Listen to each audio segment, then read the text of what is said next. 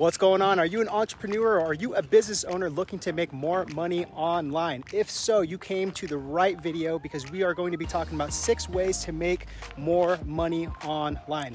And we asked 6 of these awesome entrepreneurs that have literally made probably close to $500 million online themselves. So we asked Alex Mehr, we asked Grant Cardone, Patrick Bet-David, Mark Lack, Dan Fleyshman, and we asked another person that I can't tell you right now, all right? So if you guys are interested in this, make sure to stay tuned for it. Also, if you are an entrepreneur and a business owner and you guys are looking to get some of these online concepts on how to make more money for your online business, make sure to check out our new book, Rise of the Fit Pros, and check out the link below. Other than that, enjoy the video. Invest in big market caps. So you use cheese as an example and said cheese is a $90 billion market cap. That's mind-blowing, isn't it? It is. That's why I wrote it down. The stuff you were saying, I was like, whoa. Yeah, it's actually very mind-blowing. Yeah. Yeah, because can you elaborate on that? Like, Yeah. the whole thing with So think about it this way.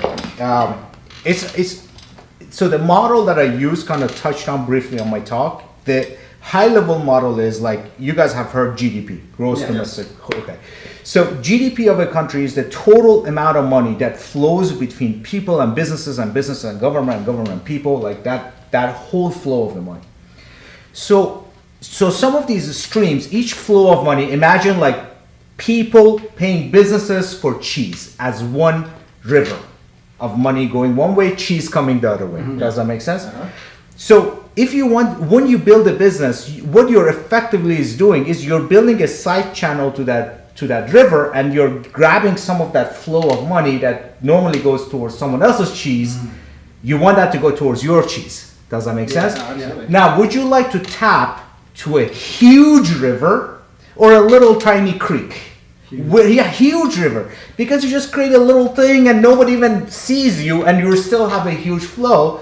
Versus you hit to a creek, you try to grab like flow out of a creek. You really have to like displace everybody in there, which is hard because they're gonna fight back. Yeah. Does that make sense? Yeah. Another example of it, if you want to give blood, would they try to get blood off of bigger veins, or like a tiny little under capillary whatever under the skin? Is you can't you want a lot of blood, you got to go to the vein. Yeah. So that's exactly the way to think about it. You hit to big flows, and that big flow of money is literally the market size. Got it. And I remember you touching on this about the blue ocean versus red ocean strategy, right? And too many people are going into those red oceans. Right. And that's something we try to teach our students as well too, with with fitness and stuff. It's like go more towards the blue ocean.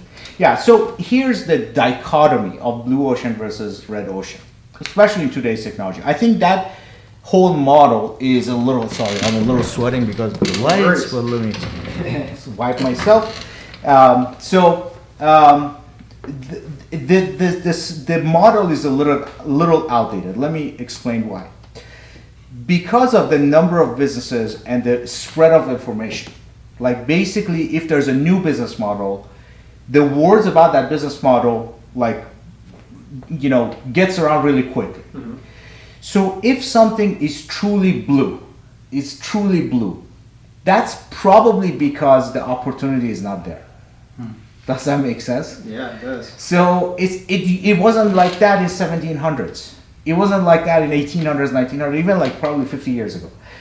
It is a new phenomenon. It is probably because of internet.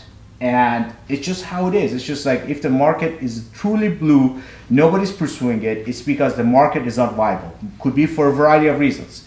The market is too small. Mm-hmm. So it's like a little tiny creek that nobody really wants to bother. Mm-hmm. Extracting that water is difficult, or that gold is difficult.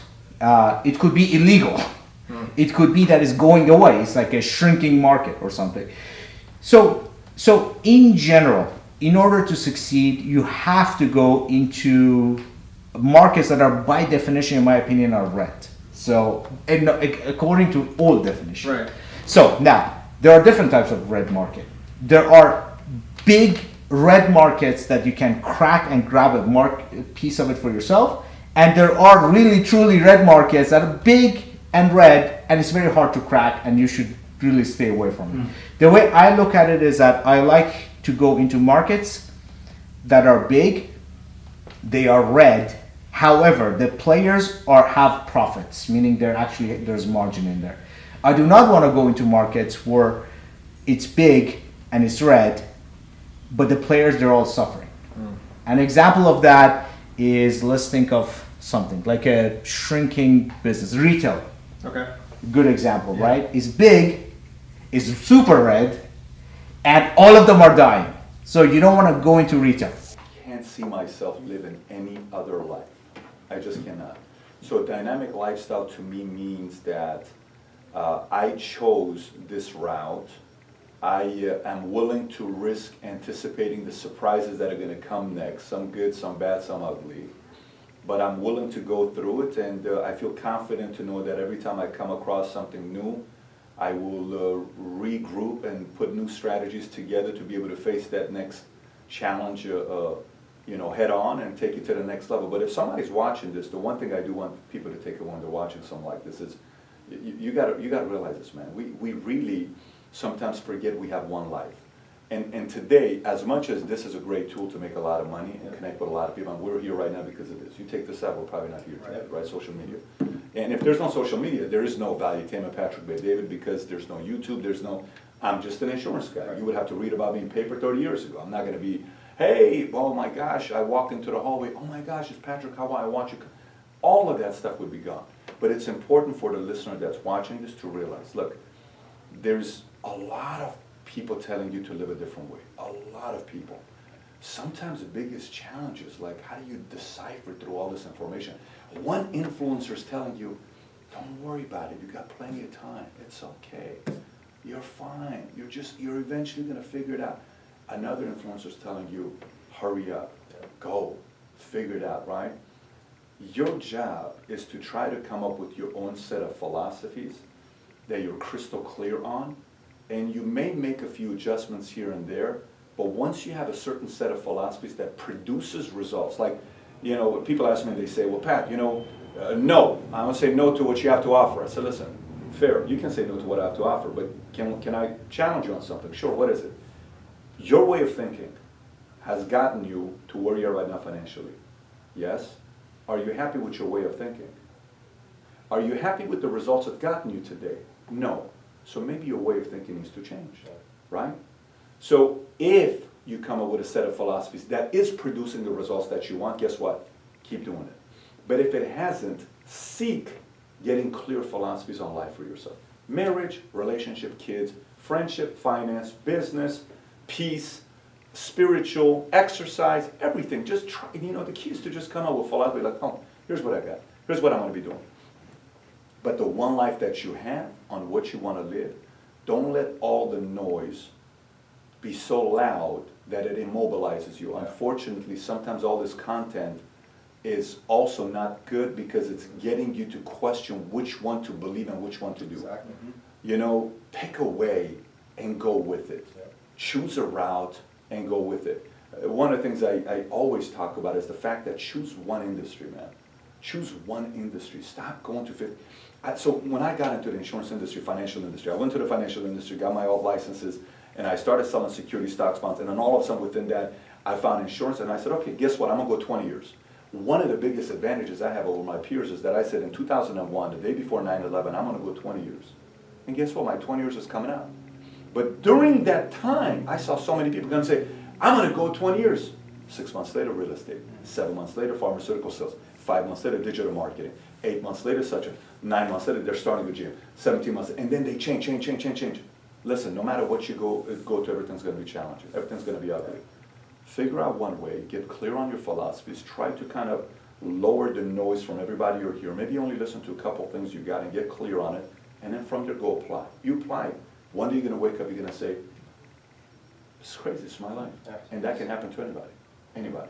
Wow. So I hope that message resonates with the listener, that this is not about PVD or value attainment. This is about the person that realizes you got one life, get clear on your philosophies, choose a route, get clear on it, commit to it, give 10 or 20 years, and watch magic happen. Mentorship is a big thing that Chris and I talk about on this show. And I mean, for us, we've had a lot of mentors to help us expedite the learning curve. Yeah. You mentioned that you had a really good mentor, Jim Franco. Jim Franco. So where if you didn't have Jim Franco in your life, where do you think you'd be now?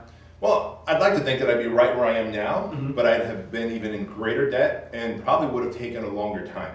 So maybe I wouldn't be here, maybe I'd be where I am 5 years from now, Okay. right?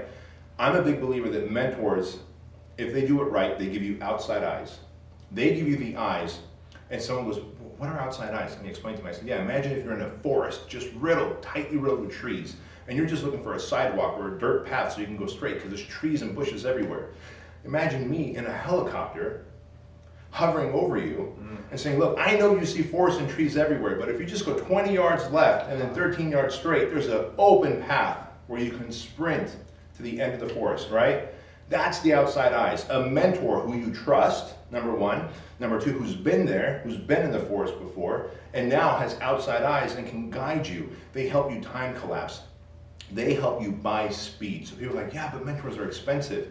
I'll spend $50,000 to $100,000 in a year to have a mentor to buy me 5 years of speed and probably $200,000 to $300,000 of wasted time, effort, and money because I went around trying to figure it out when he or she already knew the answers. Yeah.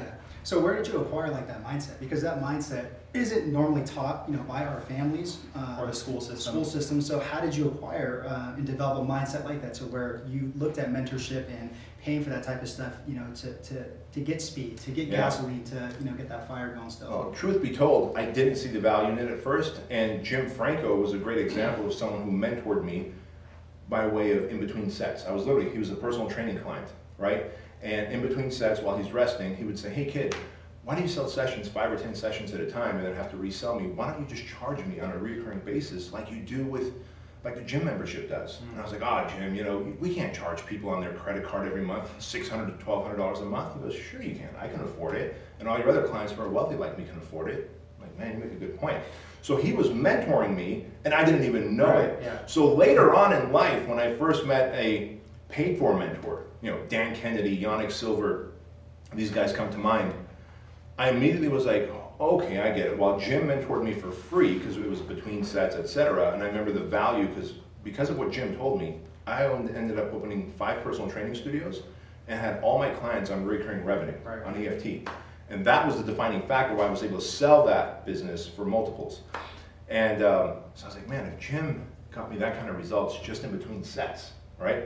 Imagine what an actual structured mentoring program, coaching program can get me. So I was all in because I had already had dramatic demonstration of proof. So to me, it's like, well, now I need to learn how to write copy and salesmanship. All right, Dan Kennedy, let's go. Yannick Silver, I need to learn how to do internet marketing. Let's go. To me, at that point, it was already been demonstrated because I didn't pay for it. I paid for it with time, right? Yeah. And so we just, let's go. And cell phone, text, phone calls, email. I was getting bombarded with mostly the same questions about how to get started. So I made a very simple, straightforward book. I didn't put in long 30-page speech about a certain thing that only needs 2 pages. I just made it very straightforward. This is what you do, this is how you do it, and this is where you do it. That was it. And that's why it's easy to consume. It's like 110 pages or something. Mm-hmm. Like, it's very straightforward, and it's very, like you said, bullet point. Yeah. And I'm writing 2 more books that are the same way. How to set up your event for $100,000, how to set up your personal brand for $100,000. And they'll be the same thing. It's just, we're in 2017 and going into 2018, like, everything's so much cheaper and free that you can just start things so quickly now that it's insane to me that people aren't just like setting up shop, making a business plan, getting all the things out of the way to see if they even like what they're about to do. Right. You might want to open up a Jamba Juice type place. You may not realize once you dive into it that hate it. you have to actually be open this many hours and you're not going to have a life and it's 7 days a week, there's no off days, and maybe you don't like it, but you'll find that out by doing all the research and like going through my checklist. And so that's really what I made it for, just to be something useful for you 11 years from now. It still makes sense. Yeah, absolutely. So kind of just to piggyback on that about how you said that you're surprised a lot of people aren't, really getting started just with these businesses because it's so easy and it's 2017 going into 2018. Why do you think that so many people overthink it, to start a business? Do you think that it's maybe just, paralysis by overanalysis? And if that's the case, how does one overcome that? Sure, I think a lot of people still think it takes hundreds of thousands of dollars and years to get started. If we come up with an idea tonight for betterbottlecaps.com, we can build a website on WordPress.com for free, or Shopify or ClickFunnels. We can go do a trademark search for free. If we end up really wanting betterbottlecaps.com, we can trademark it, but we don't really need to yet. we can research all the other bottle cap companies, find the manufacturers on Google within 10 minutes. Like, all the things that used to take 6 months, and like you didn't have Google 10 years ago, right? You didn't have a smartphone 10 years ago. We didn't have those things. So people are still paralyzed by the fact that they're like their uncle that never started the fishing lure, that they had the better fishing lure. They just never started it because they thought, I don't have $250,000 saved up. I only have blah, blah, blah. I don't know how to use the internet. Like, we do now. Everybody does. And so I just think that, I'm not saying go open up a hotel or go build a nightclub. I'm talking about small e-commerce shops, building betterbottlecaps.com, doing things that like drop shipping on eBay. Like, there's just so many small businesses that you can just practice with to get started. You don't have to risk tens of thousands of dollars. You don't have to risk thousands of dollars. You just see if you like it or try it out as a side hustle. And if it starts to become something, then you can focus more on it. But I just think with inflation, with how expensive life is getting, and with how easy it is to make extra revenue, whether it's through Google, a website, ads, a podcast, there's so many things at our disposal nowadays. It just shocks me that people Myself on the back almost never. I'm very, very, very hard on myself, so I'm hard on the people around me. So to me, it's not like, but you know, You're just on to the next thing. I'm on to the next thing. Yeah. We closed last month. I think it was last month. We closed $273 million worth of real estate deals. Yeah. You would think nothing happened. Like, I would be like, okay, and everybody's like, hey, can we take a second? We just did $250 million worth of deals. Can we take a second? I said, you guys take a second, okay? I'm working this deal. I'm moving on to the next thing, because that's not where I'm going. This was just a thing. It was a way station. It was on the way, right? I just needed to stop, get some fuel, let's roll. And that was fuel. Those victories are fuel. So what I don't want to do is celebrate so long. I need to acknowledge it, but I don't want to celebrate so long that I lose the victory. Yeah. And the victory, it's got juice, it's got energy, it's like nuclear. You get this big gust and a surge and a spike and a push, right? Because of something that just happened. So I'm trying to lean back into that because I caught a wave. You know, I caught it now, and I know I still got some energy from that wave. So I want to ride that out some more. I hear what The you're crazy saying. thing is, about 2 years ago when we did this last, personal branding was something that wasn't as popular now. Right. I think most people, like my grandma, wouldn't have known the word personal branding or influencer marketing or thought leadership 2 years ago in 2017. But now in 2019, it's pretty popular. Oh, yeah. I mean, college kids are building their personal brand to increase the resume they have. College kids are shaping up their social media, which we can call your personal brand, how people perceive you, what happens when I look you up on the internet, and whatever I find, I'm going to make judgments and perceptions about you. Right. So if there's only that picture of you doing a keg stand, you know what I mean, a beer bong, because from college, because that's all you ever had on social media, because maybe you're still in your 20s or 30s, it's like, that's not going to be a good look. Now, you could be so much more than that, but if that's all I see when I search you, that's the only perception I have, the only reference point and variable that I get to attach to your name and face. So personal branding is really just making sure that not only do I control the perception people have of me, but I make sure that I get all the right people to see me in that way. Yeah. So it's not about being famous or being a celebrity. That's cool, right? That's nice, and there's pros and cons that come with that. But I think personal branding in a nutshell is, how do I get the right people to know who I am and then control that perception, not in a fake way, but because I have to force myself to become a better person.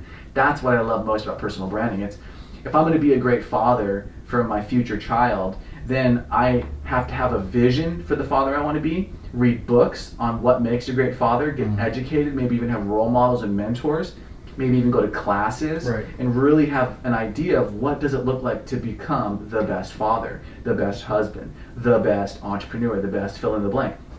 And then I go out and I get education around that. And so if you want to know, how do I build a personal brand, how do I control perception, the first thing is how do you want to be perceived?